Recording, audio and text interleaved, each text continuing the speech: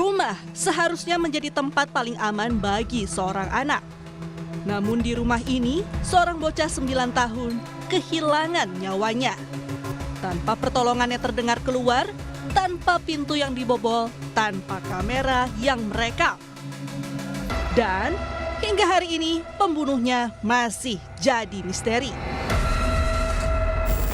Polisi belum menetapkan tersangka dalam kasus tewasnya bocah laki-laki berusia 9 tahun, putra seorang politisi Partai Keadilan Sejahtera. Polisi menyebut kematian korban diduga akibat pembunuhan. Dalam proses penyelidikan, berbagai temuan di lokasi kejadian membuat kasus ini belum terungkap. Rumah mewah ini terletak di kawasan tenang di Cilegon, Banten yang dikelilingi pagar tinggi dan akses terbatas.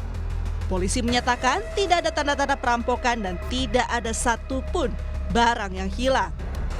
Sehingga sebuah pertanyaan muncul, siapa yang masuk ke dalam rumah ini? Hasil visum awal, korban ditemukan meninggal dunia dengan kondisi penuh luka akibat kekerasan. Artinya ada niat, ada tindakan, dan ada pelaku.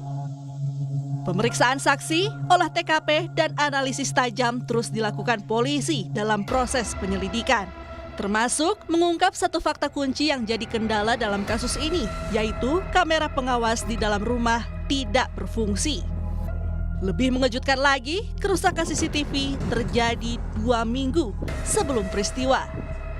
Jadi pada saat kejadian itu hanya ada 2 orang, antara adik yaitu korbannya bersama kakaknya. Berarti tidak ada CCTV di rumah itu ya? Ada CCTV, cuman dalam keadaan rusak. Sudah berapa lama rusak? Kira-kira 2 minggu sebelum kejadian. Padahal 2 minggu cukup untuk memperbaiki dan cukup untuk menyadari apakah ini sekadar kebetulan atau ada yang memanfaatkan ketiadaan pengawasan. Peristiwa ini menjadi tanda tanya besar bagi banyak pihak termasuk warga sekitar. Lantaran ayah korban yang merupakan politisi PKS dikenal ramah dan sering berinteraksi dengan warga. Petugas keamanan sekitar mendapat informasi bahwa asisten rumah tangga di rumah tersebut sudah pulang saat siang hari atau sebelum kejadian. Sering nongkrong, bapaknya itu sering nongkrong ke sini itu. Kadang-kadang keluar beliin kopi, gula di sini. Untuk pembantu sendiri pernah tahu nggak Pak pulangnya jam berapa gitu? Katanya itu pembantunya ada yang pulang jam 11, yang satu itu katanya orang itu ya. Itu ada yang satunya jam 2 gitu.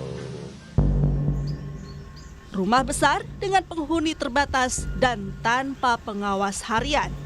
Apakah kondisi ini membuat korban lebih rentan? Polisi menyatakan proses penyelidikan masih terus berjalan. Barang bukti terus diusut dan sudah 8 saksi terus diperiksa. Soal CCTV, polisi bilang tidak jadi hal utama dalam proses penyelidikan untuk mengungkap kasus dugaan pembunuhan ini. Itu harus kita kaitkan antara pola waktu, pola tempat, dan pola sasaran. Jadi harus membutuhkan analisa yang memang matang.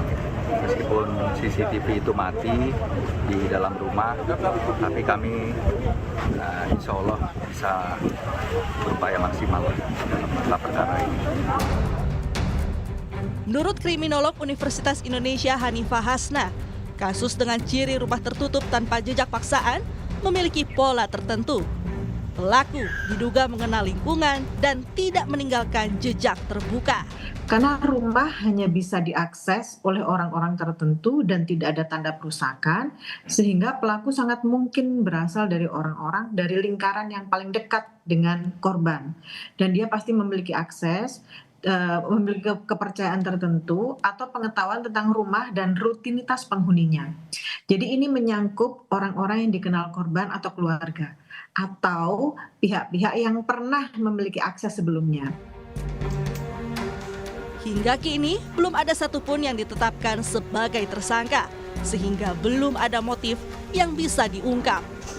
Namun, dari analisis mantan Kabareskrim Polri Komjen Purnawirawan Susno Duaji, bahwa dari temuan yang didapatkan oleh penyidik bisa jadi pelaku melakukan pembunuhan untuk menyakiti keluarga korban, yang bisa jadi berkaitan dengan ayah atau ibu korban.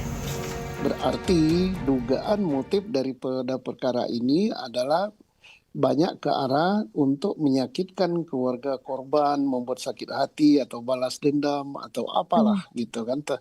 Nah, karena apa gitu? Tidak ada barang yang hilang. Nah, sekarang kita mencurigai bahwa orang yang dekat yang masuk ke sana karena rumah itu sangat aman gitu, sangat tertutup. Ya, bisa jadi rumah yang dianggap sangat aman kemudian tertutup dari pagar, tertutup di komplek, itu si pemilik rumah abai gitu, tidak mengunci rumahnya gitu. Orang bisa masuk dengan lompat pagar dan sebagainya, atau justru mungkin pintu gerbang depannya tidak dikunci. Jadi tidak boleh kita langsung mengatakan, mengambil kesimpulan ini orang yang berada di dalam rumah para pelakunya. Bisa yang di luar rumah gitu. Yang di luar rumah, iya, tetapi ada kaitan dengan pihak keluarga korban. Nah, keluarga korban siapa? Bisa ibunya, bisa bapaknya gitu. Lantas, siapa yang memiliki akses? Siapa yang tahu CCTV mati? Siapa yang ada dan siapa yang tidak ada saat itu? Hingga jawaban itu datang, rumah ini akan terus menyimpan rahasia. Tim Liputan Kompas TV.